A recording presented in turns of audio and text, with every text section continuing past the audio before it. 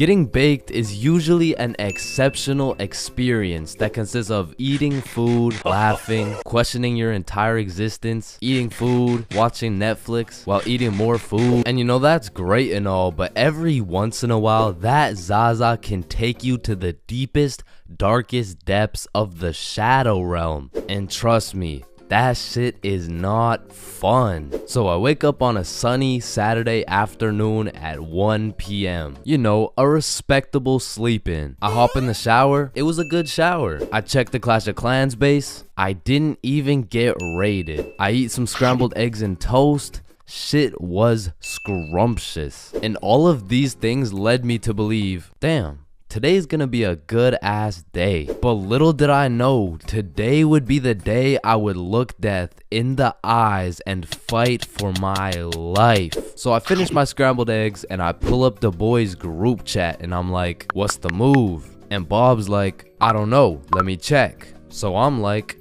okay, bet. There's no moves, bro. And because there was nothing to do, the boys and I would have no choice but to reside to the default move. Let's just smoke. Bet. I'm down. So the default move always takes place at the boys' home base, Bob's crib. Now, Bob's crib was the spot to be baked for many valid reasons. First of all, bro's basement was simply comfy as fuck. Couches on lock, blankets always ready with infinite pillows.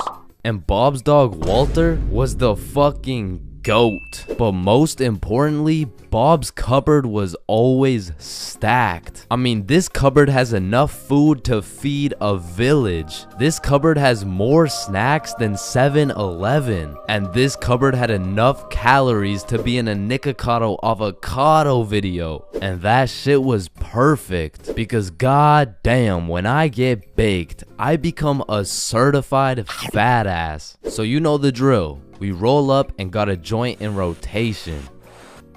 And honestly, I don't know what got into me this night because I was absolutely reefing that hoe. Yo, chill. God damn. Fuck it. Let's roll another one. So we rolled up another J and I just simply could not be stopped. And I specifically remember asking, how high can I really get? And after about 30 minutes of me going bananas on these joints, I found the answer to my question.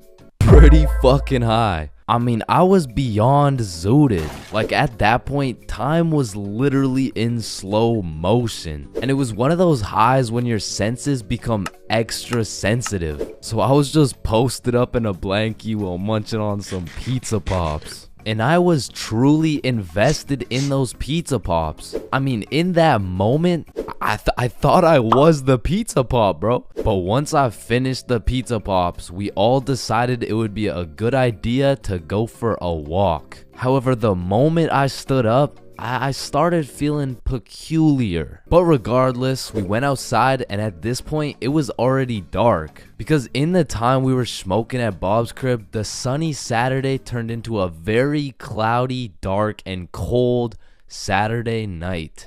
So Billy and Bob are walking towards this creepy looking forest and I'm like, alright, I think I'm too high to go into this forest, bro. Nah, don't worry. I've been in this forest a million times. I know it like the back of my hand.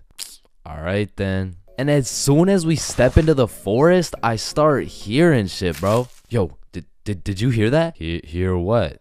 It sounds like someone's in the bushes. Nah, you're just baked as shit.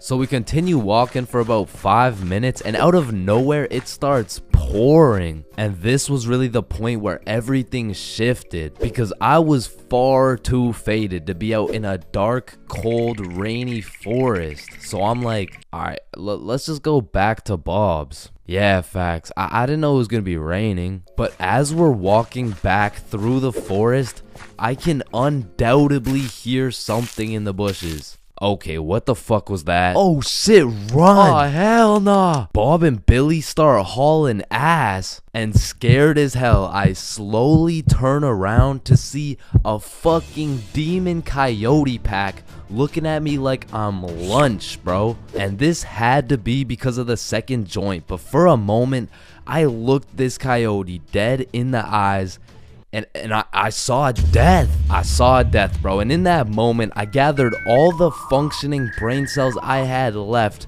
to just run. And I couldn't see where I was going. I was just hauling ass. And when I looked back, all I could see was the devious coyote eyeballs staring into my soul. And the next thing I knew, I stepped in a pothole, and my trajectory completely changed from running away to eating shit, bro. And when I say falling felt like it was in slow motion, I mean I had to have been falling for 5 minutes.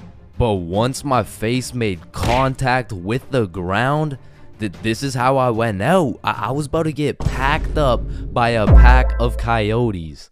As they approached, I was saying my goodbyes, but out of nowhere, I hear something in the distance.